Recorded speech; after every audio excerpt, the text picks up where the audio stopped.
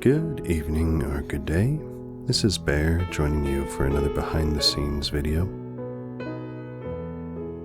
In the previous entry, we covered the basic flow of how I shoot stop motion, from framing to lighting to posing and adjusting camera settings. I've left a link to the video in a pinned comment if you want to catch up. Today we'll cover the next entry in the poll, set design. Starting with the props, this includes the webs for Spider-Man and Venom, as well as the various symbiote weapons for Carnage.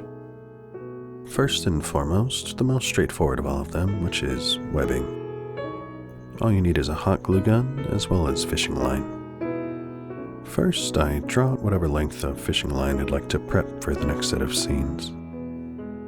Then, I tie off one end of the string to a sturdy structure, and then pull the other end taut. Now, with a hot glue gun, I run up and down while twisting the line back and forth to keep the glue from dripping. And if you go long enough without burning yourself, you should get something like this.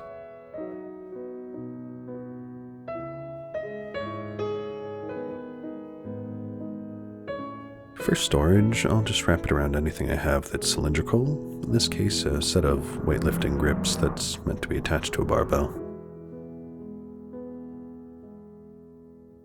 To attach it to figurines, in this case Spider-Man, just a small dab of glue is all you need on his wrist. Then placing one end of the fishing line to his wrist and allow it to cool enough to hold still. Now with some posing and lighting, we can take a look at this.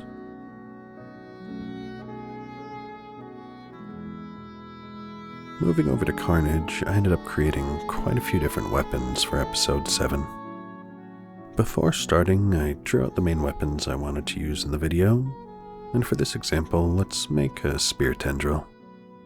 What I found most useful for these was armature wire.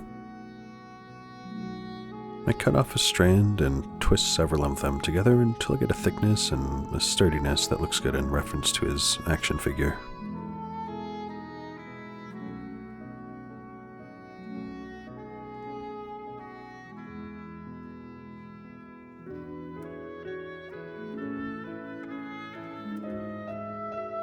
Now, with the hot glue gun again, I hold the thicker end of the prop in one hand and use hot glue to sculpt the fleshy textures on the tendril. In this case, the uglier the better. After this, I make the blade of the spear separately. In order to make it appear sharp, I make a rough blob of hot glue on a metallic surface, which in this case is a cookie tray. After it cools, it'll usually peel right off. After I have this shape, I can use scissors or an X-Acto knife to cut the blade to the proper shape.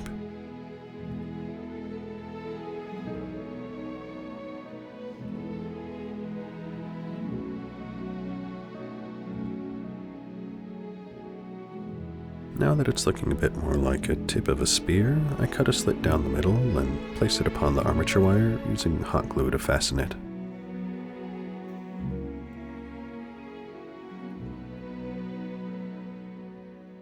When I was painting the weapons, I always started with a red spray paint.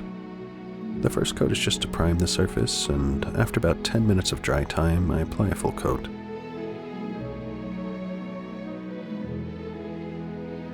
To give it a more gruesome and flesh-like appearance, I used a combination of black and brown acrylic paints, going back and forth between darkening the low spots and brightening up the upper surfaces. And after quite a bit of layering, you get something like this.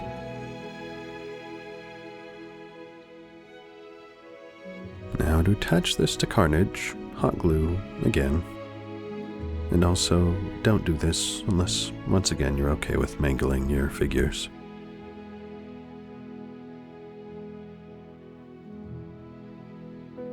And finally, we get something like this. For the various pillars in the film, I relied on folded cardboard.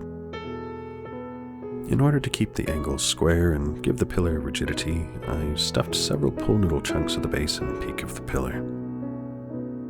Regarding the texturing of the concrete structures, I generally use plaster. You could buy the powder or premixed jug like this. I've used both and they seem to work fine either way. In this case, with the use of a paint stir stick, I apply a thin layer of the plaster across all the visible surfaces.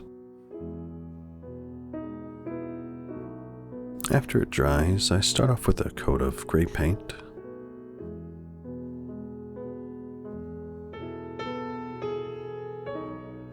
And after that, I can return with a dry brush with just a bit of black paint.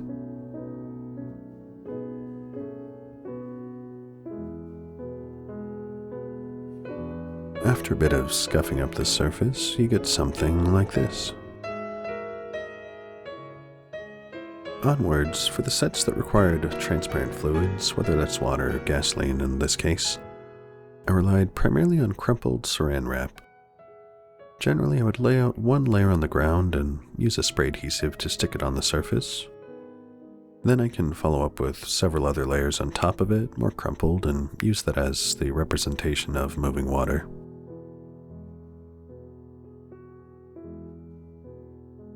Once the texture looks the way that I want it, I can take the first photo, adjust all the settings, and then we can look at something like this.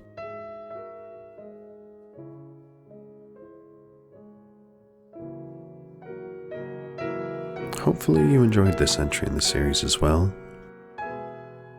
We covered quite a few topics this go around, so let me know if you have any more specific questions. Additionally, any recommendations for future topics in this series would be much appreciated. And again, thank you for watching, and wherever you are, I hope you have a good rest of your day.